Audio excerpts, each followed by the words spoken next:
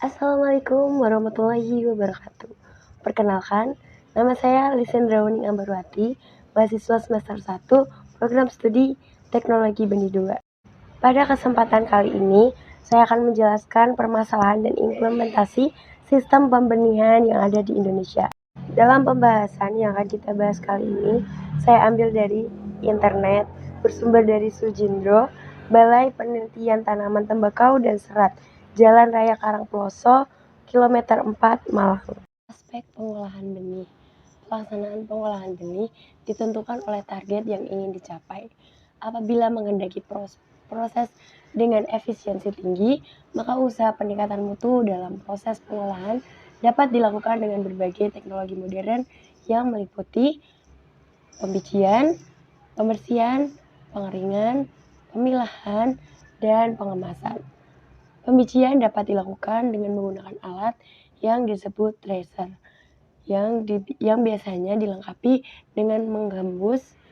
Pembersihan dapat dilakukan dengan blower atau secara manual dengan tampi.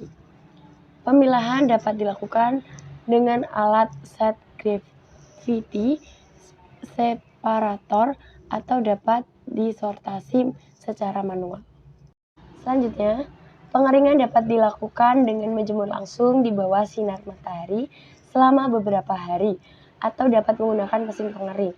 Yang perlu diperhatikan dalam menggunakan mesin pengering adalah suhunya tidak boleh melebihi 40 derajat Celcius dan pengangkatan suhu tidak boleh terlalu cepat.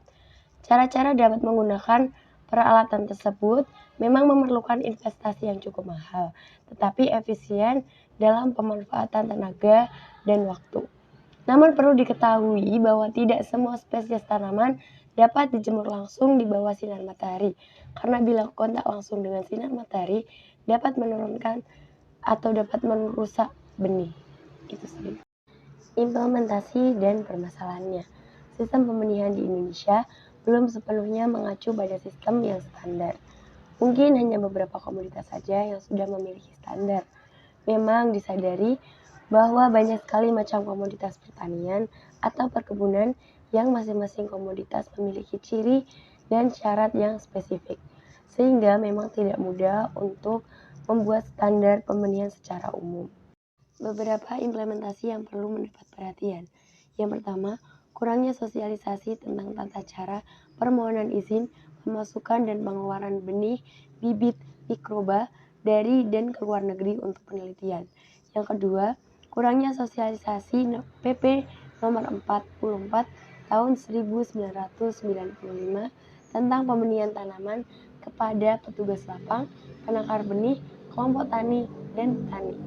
Yang ketiga, pada kasus penangkaran benih sebar kapas di lapangan, belum nampak adanya perhatian khusus dalam hal pemilihan lokasi pemeliharaan tanaman dan penanganan pasca panen, sehingga tidak dapat dibedakan antara tanaman pembenihan dan tanaman petani kapas untuk pengembangan.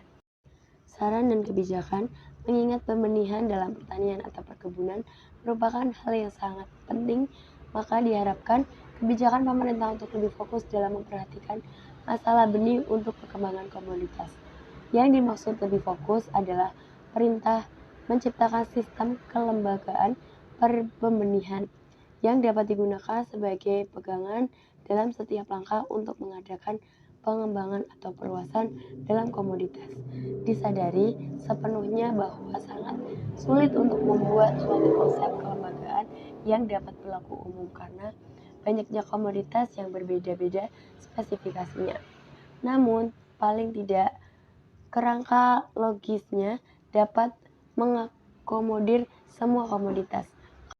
Karena selama ini selalu terjadi berulang-ulang bahwa setiap akan melakukan perluasan atau pengembangan suatu komoditas, kendala utamanya adalah tidak tersedia benih.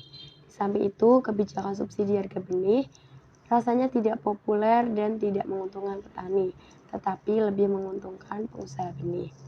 Justru yang diharapkan petani adalah subsidi harga produksi setiap serat kapas, serat kenaf, serat rami, serat tabaka, serat jarak pagar, dan lain-lain. karena dalam era kompetisi dengan tanaman padi dan palawija, harga komoditas balita sangat berat menandingi tanaman jagung, kacang tanah, kedelai, dan padi. Begitulah kurang lebihnya permasalahan dan implementasi sistem pembenihan yang ada di Indonesia saat ini. Sekian dari saya, kurang lebihnya mohon maaf. Wassalamualaikum warahmatullahi wabarakatuh.